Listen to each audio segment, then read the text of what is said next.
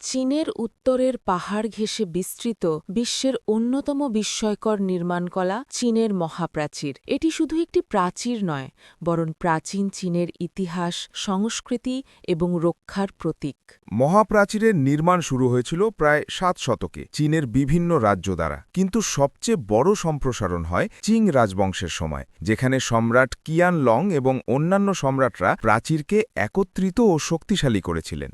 মহাপ্রাচীর প্রায় ২১,০০০ কিলোমিটার দীর্ঘ, পাহাড়, মরু এবং নদী অতিক্রম করে। এতে রয়েছে অজস্র পর্যবেক্ষণ টাওয়ার, প্রহরী কক্ষ এবং সড়ক, যা সাম্রাজ্যের সীমান্ত রক্ষায় ব্যবহৃত হতো।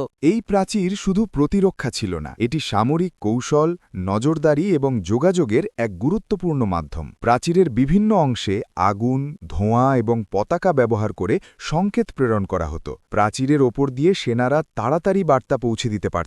চীনের মহাপ্রাচীরের নির্মাণে ব্যবহার করা হয়েছে পাথর, ইট এবং মাটির মিশ্রণ।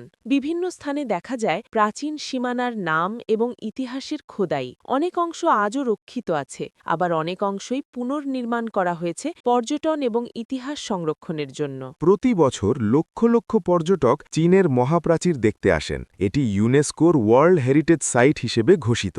প্রাচীর শুধু ইতিহাস নয়, এটি চীনের সংস্কৃতি এবং স্থাপত্যের অসাধারণ নিদর্শন। চীনের মহাপ্রাচীর আমাদের স্মরণ করিয়ে দেয় যে প্রাচীন সভ্যতাগুলো কতটা পরিশ্রম, কৌশল এবং ঐক্য দিয়ে নিজেদের সীমান্ত রক্ষা করত।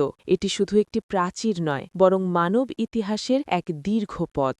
চীনের মহাপ্রাচীর চিরকাল থাকবে মানুষের প্রতিভা, দৃঢ় সংকল্প এবং ইতিহাসের সাক্ষ্য হিসেবে। এই প্রাচীর আমাদের শেখায় যে সীমান্ত রক্ষা করা মানে কেবল আকাশচুম্বী প্রাচীর নয়, বরং মন ও সাহসের প্রাচীর। চীনের মহাপ্রাচীর ইতিহাসের দীর্ঘ পথ।